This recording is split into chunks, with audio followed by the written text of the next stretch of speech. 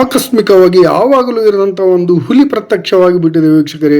ಕೊಪ್ಪಳ ಜಿಲ್ಲೆಯ ಕೊಪ್ಪಳ ತಾಲೂಕು ಹಾಗೂ ಗಂಗಾವತಿ ತಾಲೂಕಿನ ಮಧ್ಯದಲ್ಲಿ ಬರುವಂಥ ಬಸಾಪುರ, ತಿಮಲಾಪುರ, ಅರ್ಲಾಪುರ, ಸಾಣಾಪುರ, ಜಂಗ್ಲಿ, ರಂಗಾಪುರ, ರಾಂಪುರ, ಮಲ್ಲಾಪುರ, ತೆಂಬ, ಉಪ್ಪರ್ತಿ, ಮೂಲಿ ಹಾಗೂ ಜಬ್ಬಲ್ಗುಡ್ಡದ ಮಧ್ಯದಲ್ಲಿ ಬರುವಂಥ ದಟ್ಟ ಅರಣ್ಯ ಪ್ರದೇಶದಲ್ಲಿ ಇವತ್ತು ಒಂದು ಹುಲಿ ಕಾಣಿಸಿಕೊಂಡು ದನಗಾಹಿಗಳ ಒಂದು ದನವನ್ನು ತಿಂದ ನಂತರ ಪ್ರಕರಣ ಬಯಲಿಗೆ ಬಂದು ಬಿಟ್ಟಿದ್ದು, ತೀಕ್ಷ್ಣವಾಗಿ ಪರಿಶೀಲಿಸಿದ ಅರಣ್ಯಾಧಿಕಾರಿಗಳು ಹುಲಿ ಹೆಜ್ಜೆಯನ್ನು ಕಂಡುಹಿಡಿದು ಅಲ್ಲಲ್ಲಿ CC ಕ್ಯಾಮ್ರಾಗಳನ್ನು ಕೂಡ ಅಳವಡಿಸಿ ಹುಲಿ ಇರುವುದನ್ನು ಖಚಿತಪಡಿಸಿ ಸುತ್ತಮುತ್ತಲಿನ ಗ್ರಾಮಸ್ಥರಿಗೆ ಮುಂಜಾಗ್ರತಾ ಕ್ರಮಗಳ ಕುರಿತು ಜನಜಾಗೃತಿಯನ್ನು ಮೂಡಿಸಿದ್ದಾರೆ. ಹಾಗಾಗಿ ಇದುವರೆಗೆ ಯಾವುದೇ ಹಾನಿ ಆಗಿಲ್ಲ ಅಂತಲೇ ಹೇಳ್ಬೋದು. ಇದು ಅರಣ್ಯ ಇಲಾಖೆಯ ಒಂದು ಉತ್ತಮ ಕೆಲಸ ಅಂತಲೇ ಹೇಳ್ಬೋದು ವೀಕ್ಷಕರೇ.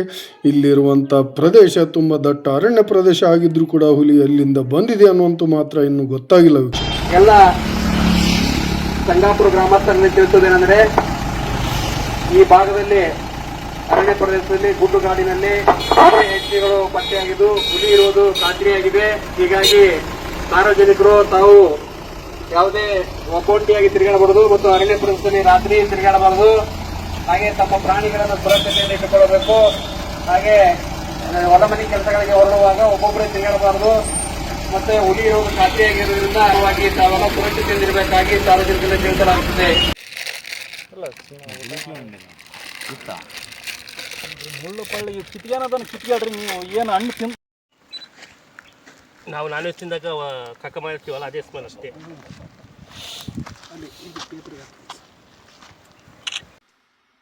ಎಷ್ಟೋ ವರ್ಷಗಳಿಂದ ಈ ಏರಿಯಾದಲ್ಲಿ ಹುಲಿ ಕಂಡಿರಲಿಲ್ಲ. ಈಗ ಕಂಡಿದೆ. ಒಂದು ಆಕಳನ್ನು ಮೇಲು ಹೋಗಿದ್ದಂಥ ಆಕಳನ್ನು ಹಿಡಿದು ತಿಂದ ನಂತರ ದನಗಾಹಿಗಳು, ಕುರಿಗಾಹಿಗಳಿಂದ ಈ ಪ್ರಕರಣ ಬಯಲಿಗೆ ಬಂದ ನಂತರ ಅರಣ್ಯಾಧಿಕಾರಿಗಳು ಅಲ್ಲಲ್ಲಿ ಸುಮಾರು 20 ಕ್ಯಾಮ್ರಾಗಳನ್ನು ಅಳವಡಿಸಿ ಹುಲಿ ಹೆಜ್ಜೆಯನ್ನು ಕಂಡುಹಿಡಿದು ಹುಲಿ ಇರುವಂಥ ಒಂದು ಸಾಧ್ಯತೆಯನ್ನು ಖಚಿತಪಡಿಸಿದ್ದಾರೆ ಅಂತಲೇ ಹೇಳ್ಬೋದು. ಈಗ ನೋಡುತ್ತಿರುವಂಥ ದೃಶ್ಯಗಳು CC ಕ್ಯಾಮ್ರಾದಲ್ಲಿ ಸೆರೆಯಾಗಿರುವಂತಹವು ಆಗಿರುತ್ತವೆ ವೀಕ್ಷಕರೇ. ಹಾಗಾಗಿ ಅರಣ್ಯ ಇಲಾಖೆ ಕೂಡ ಸುಮ್ಮನೆ ಕೂತಿಲ್ಲ.